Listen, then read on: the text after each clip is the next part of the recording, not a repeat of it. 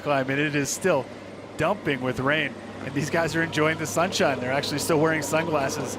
I can't even believe what that feels like, because right now it is freezing cold at the top.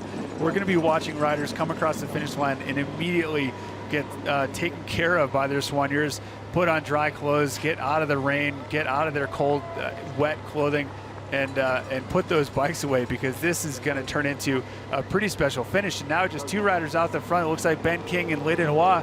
Ben King still finding enough energy after being off the front all day long to be, I'm sorry, that is Tanavici off the front. They've dropped Lydon Roy. He's the other guy with the fresh legs. So Ben King having an outstanding bottom of this Snowbird climb, 10K to go. He has a long ways to go, but he will be a very valuable ally for his teammates if they are able to make that catch. Chad Beyer dug deep for about a kilometer, almost doing a lead out on the uphill for Tanavici, as Tanavici now has taken off. But Ben King, yes, responding to that. We saw him getting dropped at the top of Garsman. This is a more gradual climb, so maybe suits his styles a little bit better. Look how far forward he is on the saddle, looking very uncomfortable after being out in the break all day long. So Ben King and Nikolai Tanavici are 2 leaders right now. Also, a lot of riders, they excel in the heat.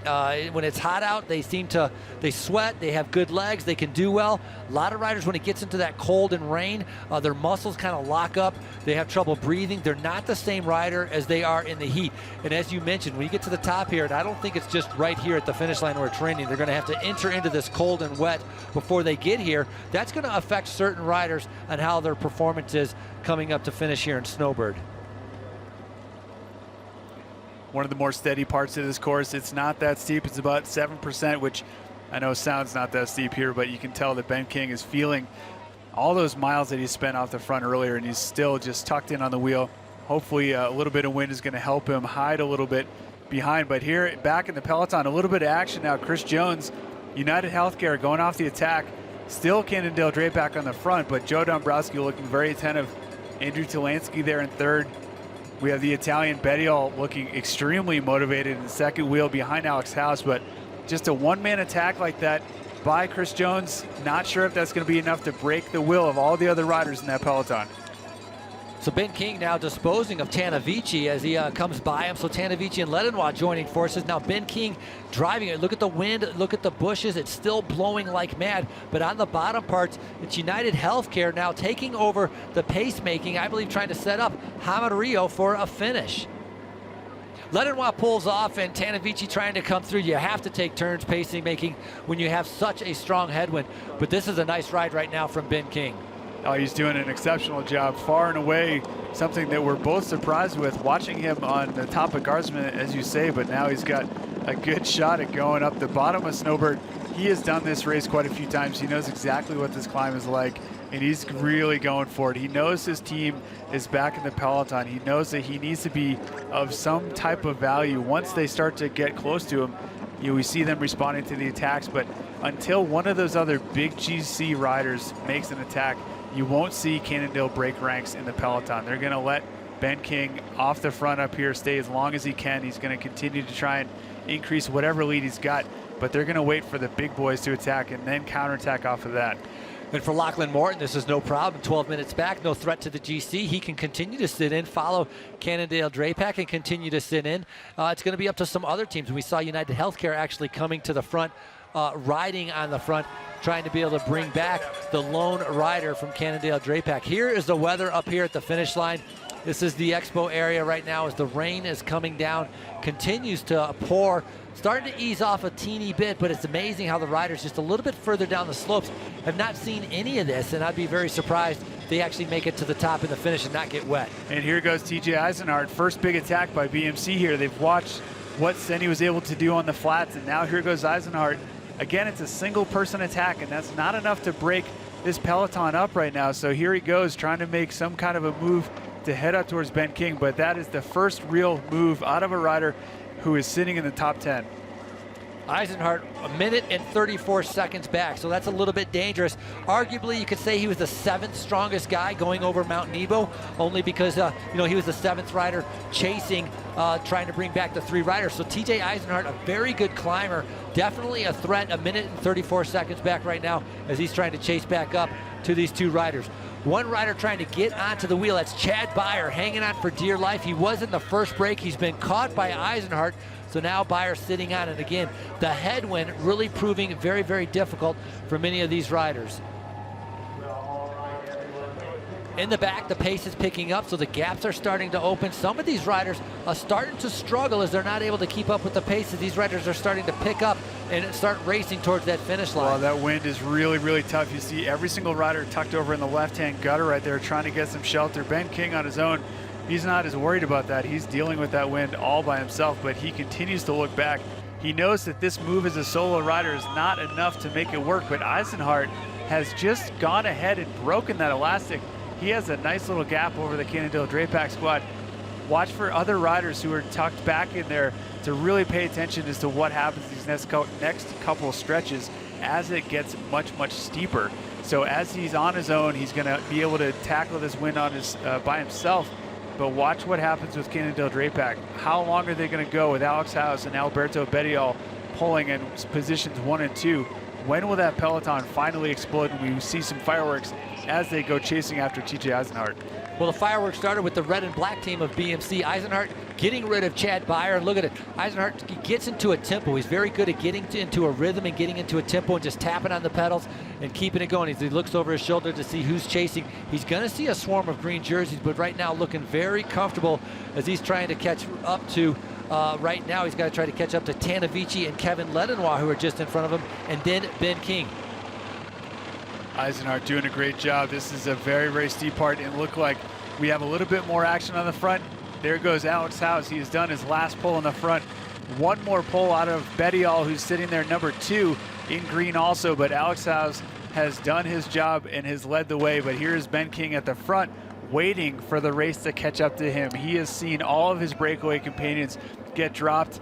He's seeing what's happening on the front. He sees all those green riders right there, and he knows that they are in good shape. I don't know how Ben King would be able to contribute anything to the charging pace that's coming up right now. TJ Eisenhart from BMC has just caught Tanavici and Kevin Ledenois. They're about to reabsorb Ben King, but it is the green jerseys that are setting that tempo that's coming up. Ben King is sat up and is willing and waiting to rest to be able to wait for the other guys. TJ Eisenhart doing a good job, and again, he's 1 minute and 34 seconds back right now. Who is going to attack first? It started with TJ Eisenhart. Will Cannondale Drapac be able to respond? Talansky is 9 seconds back. Atapuma is up there also just a little bit back. He is only Atapuma is 1 minute and 32 seconds back. When you get into the minute gaps, you have to attack sooner if you want to be able to catch the leader. In other words, if you're 9 seconds back, you can wait till a kilometer to go. If you're 1 minute and 30 seconds back, you have to go with about 3 or 5 kilometers to go. And there's Tanavici again. So Ben King dropped him at the bottom of this climb. Tanavici never stopped going. He was able to continue, and he's actually gone past Ben King, almost now being caught by TJ Eisenhart from BMC. So it's not often that you see a rider just pull up on the middle of a climb and say, I've had enough, I'm going to go back and wait for my team like Ben King just did. Tanavici not doing that, has continued on, and now he's going to be joined by Eisenhart, making 2 riders here at the front of this stage, stage 6 of the Tour of Utah.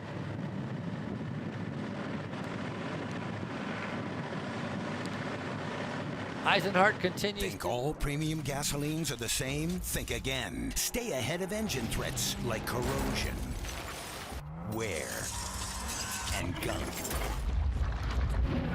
Shell V-Power Nitro Plus Premium Gasoline.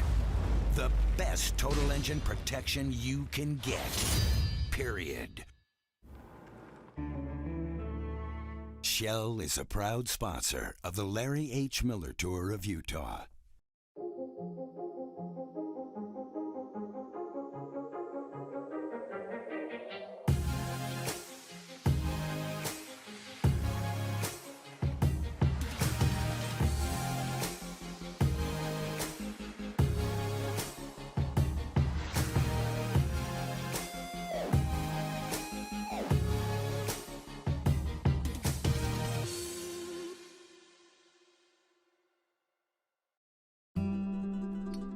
Brewing for me is about doing the little things. Crafting it, tuning it, tweaking it until it's as perfect as it can be. To me, that's what craft is all about. The little things add up and make a big difference. Details make great beer.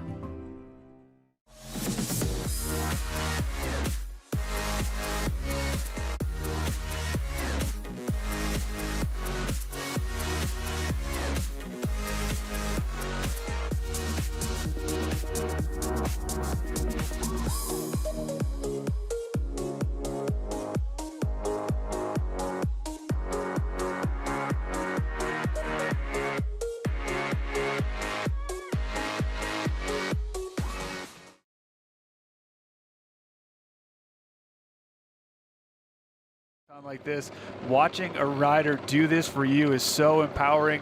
Talansky sitting there in third position, Dombrowski in fourth in the blue.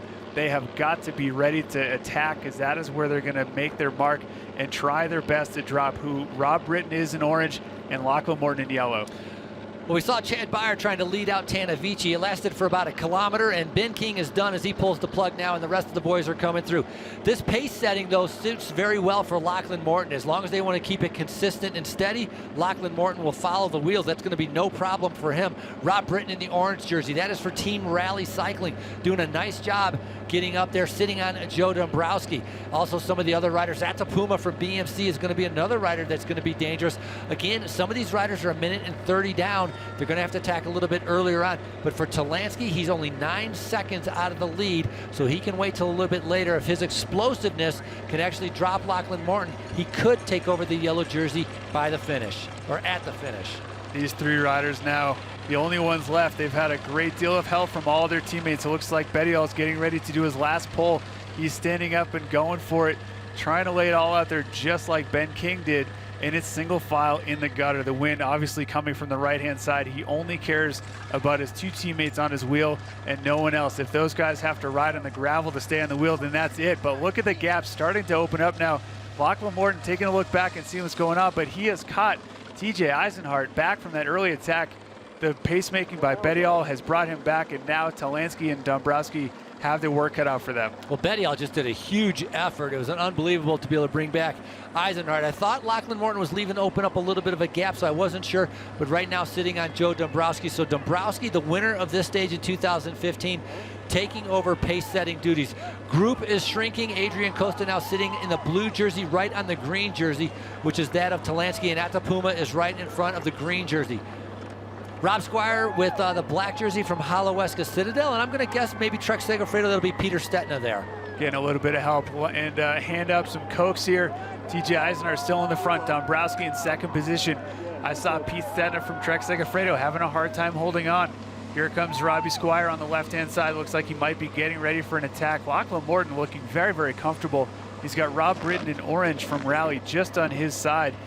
He's another one of the riders who's been at the front of every single climb so far, but there is Darwin Atapuma, the BMC teammate, sitting there. He's got the bands of Columbia national champion. He looks like he is getting ready to make some moves here, but Lachlan Morton still very, very comfortable with this pace setting. In the back, Azevedo from Jameson, the Trek Segafredo rider, is actually Laurent Didier. He's the rider that's managed to stick on there. So Peter Stetina is not there, as TJ Eisenhart now has set up the tempo, trying to get to the finish.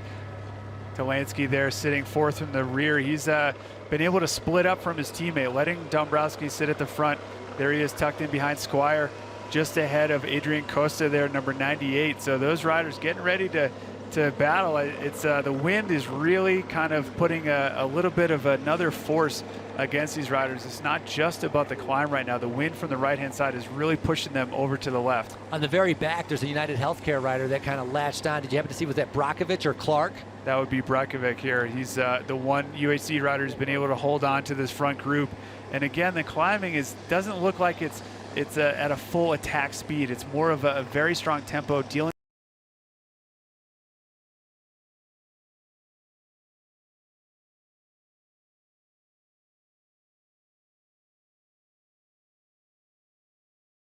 this group, but Eisenhardt still on the front, setting a pace for his one remaining teammate, Darwin Adapuma. Brajkovic trying everything to be able to stay in contact, hoping he had glue on his hand so he could just reach out and close that bike length, but it's not happening right now as Dombrowski is setting the pace, or TJ Eisenhardt setting the pace. Dombrowski sitting on. For Team BMC, this is working out very well as they're going to think about attacking a little bit later on. And again, there are 7 riders tied on the same time just outside of the top 10. This is going to be an opportunity for many of these riders to move into the top 10, and of course that yellow jersey on the line. You can see some of the chasers here trying to make their way back up to that lead group. There's Brajkovic coming back off the front. I saw Horner, I saw Pete Stetina. They're the ones who are in that second chase group. Eisenhardt still leading here. Dombrowski, because he has a gap, he is sitting back on GC, and he has a real chance to make some damage by going for this win and forcing the other riders to respond, because it's not up to Talansky to attack. It's up to Dombrowski to either set an incredible tempo that only helps Talansky or to go off on his own. He has the stage win as a carrot in front of him, but he needs to make his move on some of these steeper parts without the wind playing a part. And really watching this, it's a very, very different climb than last year, Frankie. He was able to make a move early on, get a big gap and hold it, instead of what we see here, which is really just a forceful tempo trying to hide from the wind. And Dombrowski is one of those riders I was talking about that is tied from like 10th to 17th. I mean, it starts with Rob Squire, then it's Brajkovic, then Jonathan Clark, then Peter Stetina, Joe Dombrowski, and Laurent Didier, and Nielsen Paulus. So these are the riders. Costa, the youngest rider in the Tour of Utah, doing a fantastic ride. We really saw how good of a climber he was on Mount Nebo, and right now he's recovering. He's continuing to have that strength. I think a little too technical, of course, maybe yesterday for him, where he lost 27 seconds to move from second place overall to third overall. But on this, where it's just a drag race with that light frame, it really suits his style. And he's battling with Robbie Squire for the wheel of Andrew Talansky. He's really just up there, forcing his way into the group in the spot that he wants. He wants to be sitting on Talansky because he will do any kind of a counterattack in terms of GC, and that's really important for him to keep a close eye on that rider, Talansky. This is a chase group. They can see him right up there. It's Chris Horner, and then Cini, and then I think Jonathan Clark and Peter Stetina, and then Joey Roscoff. And so Roscoff has had good success here.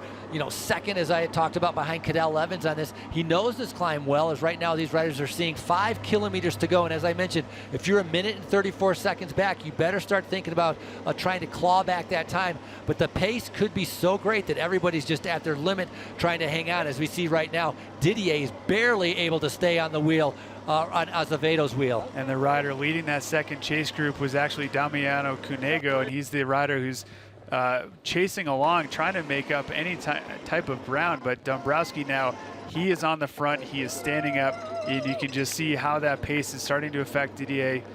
We've got Azevedo there, number 111. He is looking very, very good on that wheel.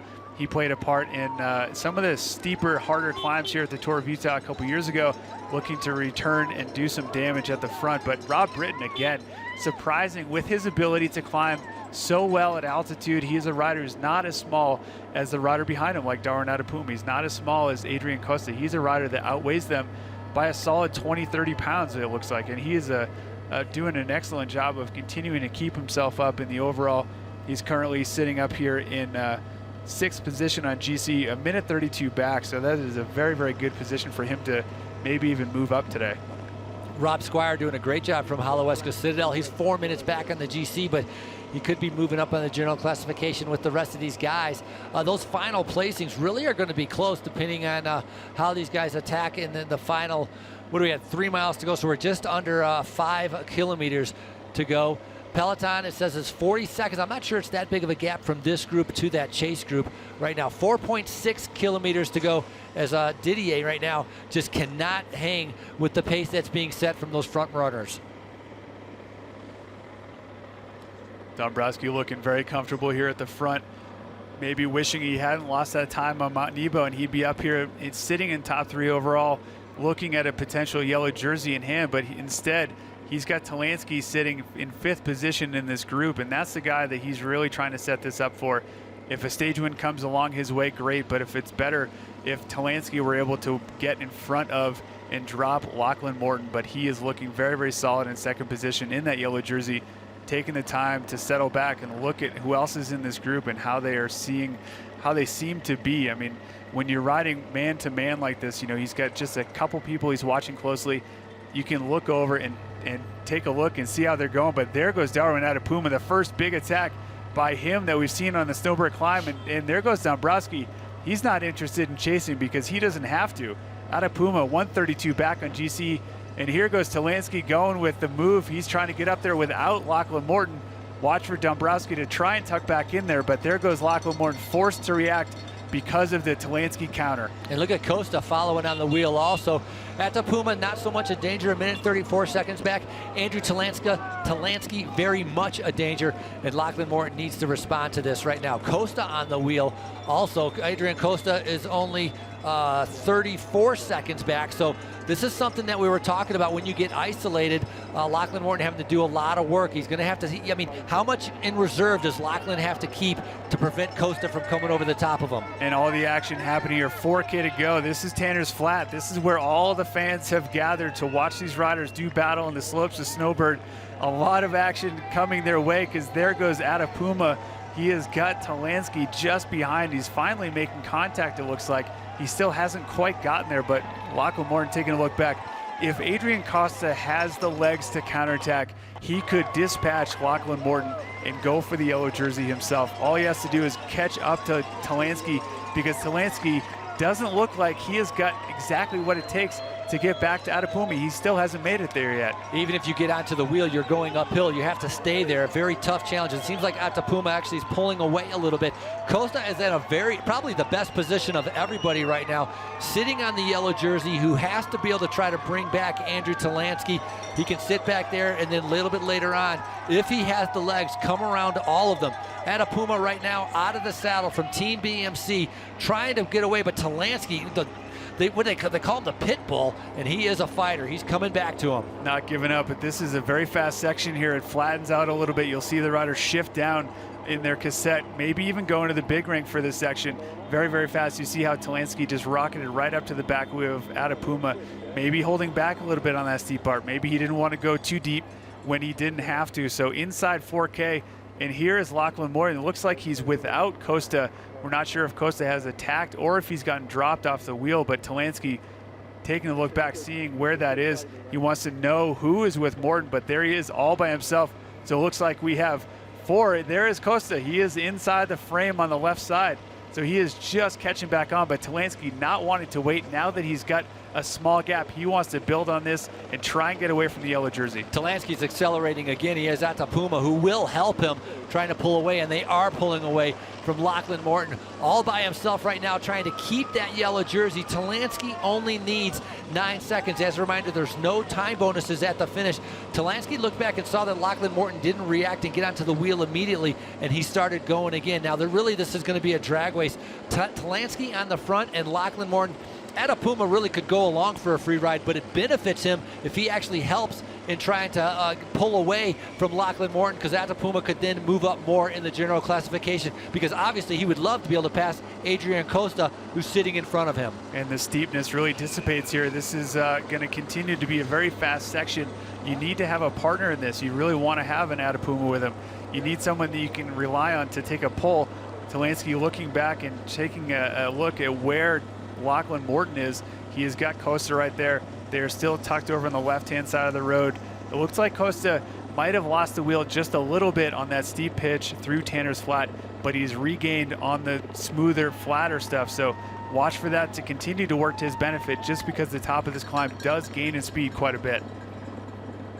Well, Adrian Costa has about a minute to play with to Darren Atapuma. If Atapuma takes a minute, he'll pass Adrian Costa. So pretty much you have first and third working behind, trying to catch the riders in second and fifth. And so Adrian Costa could, he has a little bit of time to play with the gamble. Obviously, Lachlan Morton does not. He only has 9 seconds to give up on Talansky, and so Costa could sit on and actually take advantage of this situation as it plays out. These two riders working very well together, but I have not seen Atapuma even take one pull. This is all about Andrew Talansky and the Cannondale Drapac show. Inside 3K to go. They just saw it a little while ago, but Talansky looking like he's laboring with a little bit of a bigger gear. Darwin Atapuma just turning over a smaller one very, very quickly, getting a draft on the wheel of Talansky, getting much faster here. These guys will definitely go into the big ring. Watch for another rematch based on that earlier attack of Atapuma. He was accelerating very quickly away from that group, so he might be trying to save up a little bit and make a move similar to that. But look at the face of Costa on the wheel of Lachlan Morton. Those two riders in the box, they are really, really suffering right now, but Costa looks motivated, very aware of what's coming up next. He wants to take a look, and he doesn't want to give up. Lachlan Morton really suffering right now. Adrian Costa has been riding with these big guys for a while right now and doing extremely well. Hopefully when you get into 1 kilometer to go, if he has some legs, he's going to go. Talansky begging for some help, saying come on by, but Atapuma having nothing of it. He won the Dauphiné in 2015, and right now trying to take the stage win and the yellow jersey of the Tour of Utah. Of course, he's getting ready to go to the Vuelta a España, and he would love to know that he has the good form to be able to win coming up to Snowbird. Atapuma not willing to pull through, but look at that.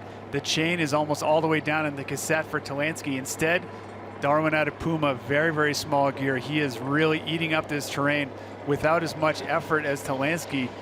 Don't forget, Frankie, this final kilometer is downhill. It is a very quick descent to the finish line. So really, when you see inside 3K to go, for these guys, the ones who are attacking on these climbs, it's a lot less than that. It's more like 2.2K. It's really not that long. They have a long section of downhill into the finish, so it's very, very quick. Andrew Talansky looks like a rider that's really suffering and putting out 110% effort. Lachlan Morton looks like he's a little bit more controlled, a little bit more contained in his effort right now. But one thing that these two riders can figure out, Andrew Talansky can drive it all the way to the line. Obviously, riding for general classification, Atapuma can take the stage win, and they both come out winners. But Atapuma is not contributing at all, where it could actually benefit both of these riders to be able to move up in the GC. Atapuma needs to take some time, almost a minute, to be able to move in front of Adrian Costa. I don't really understand why he's not riding at all. Perhaps all he's thinking about is the stage win, not really the overall. And that's a great prize to have at the top here. A lot of great winners have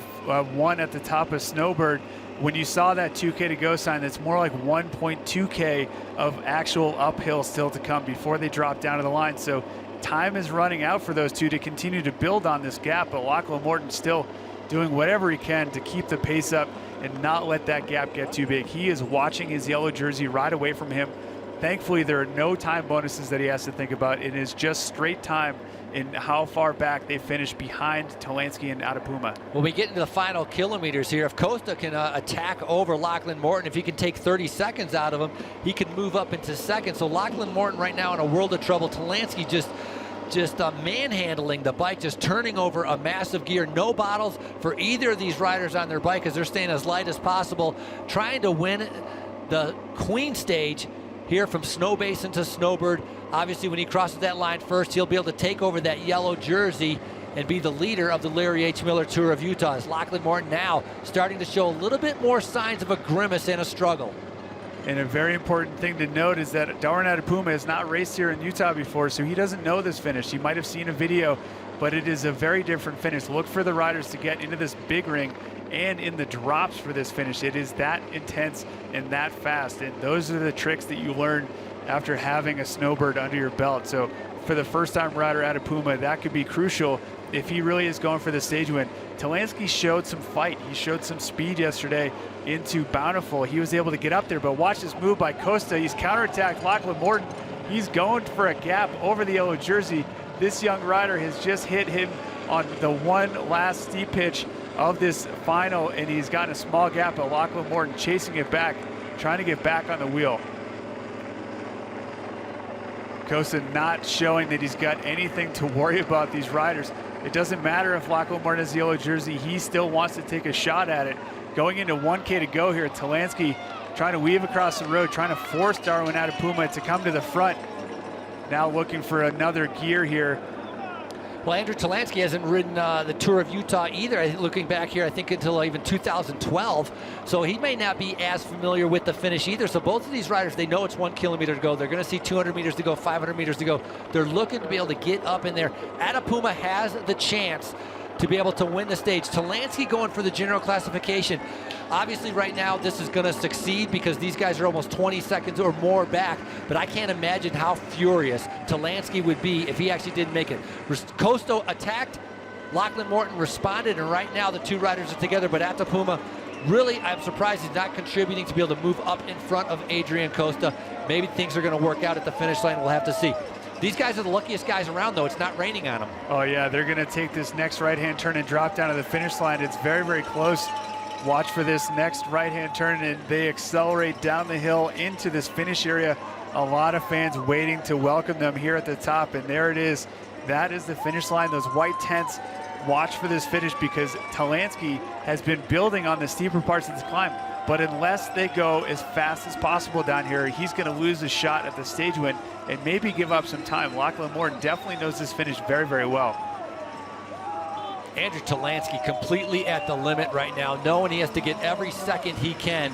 Tomorrow, this is a more gradual climb. Tomorrow, Empire Pass, extremely steep, and it's going to be very, very hard. Talansky, obviously a bigger rider than some of the other climbers, but he's done a fantastic job right here. Talansky on the front, Atapuma in second. Who is going to take the queen stage here is right now both riders on the hoods. Talansky on the drops and Atapuma on the hoods. They have no idea what's coming up. It's a downhill finish. Look at Andrew Talansky. He is maxed out. If he's able to take this win, this is going to be a big win. Waiting for the sprint right now. Atapuma sitting behind him, going around the puddle. Nobody reacting to anything right now. Looking over the right shoulder, but Atapuma on the left-hand shoulder, and Talansky wants it all. He wants the stage win and the yellow jersey as Atapuma's trying to come back on him, but it is going to be the winner of the Queen Stage here in Snowbird, Andrew Talansky from Cannondale Drapac. What a win. He is going to be completely pumped up as now we look back towards our yellow jersey wearer. And there goes the yellow jersey right there. The gap is big enough for Talansky to pull it on. Lachlan Morton trying his best to mitigate the time gap while Costa is ready to attack over the line, wanting to get third place in the stage and getting onto the podium. The best young rider in the race, Adrian Costa, going for it, and he will cross the line in third. Lachlan Morton 31 seconds back in fourth place. We'll do the math here to make sure we've got it right, but that is an exceptional finish. Andrew Talansky winning the stage, a big enough gap to pull on the yellow jersey, getting the double. You don't often see that in a race that finishes like this, where someone is able to win and get that in one shot. Andrew Talansky taking the win. Atapuma just happy to be able to be there. He takes 30 seconds out of Adrian Costa, so that moves him a little bit closer up into that third spot position. First and second obviously will swap spots as Talansky takes over the top spot and Lachlan Morton will move into second. Great ride. I'm so impressed by TJ Eisenhart this entire Tour of Utah.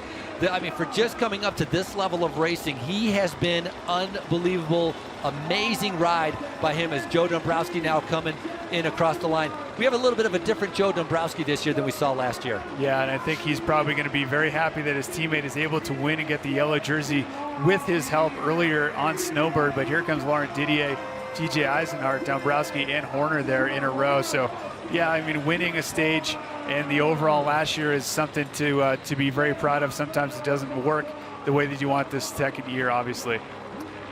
Well, let's take a look at the finish and that sprint as they came in on that little downhill section. And you mentioned this was a very fast section. You had to be able to know it. And Talansky looking over the shoulder on the left side and the right side. But Atapuma just not having the legs. I mean, the little climber was great in the mountains, but Talansky just has too much power. He was able to go into the big ring early. He got down into the drops, and that just signaled his motivation to win the stage and not wanting to just let someone else have it. And watching that acceleration, he was able to stand up in that big gear and just hold it across the line, getting across. Same time for Darwin Atapuma, but 31 seconds, the very important distance over Costa and Lachlan Morton. That spells yellow jersey for Talansky. Rob Britton coming through in 46 seconds behind in fifth position, so holding his high place on the GC, possibly even moving up a little bit. And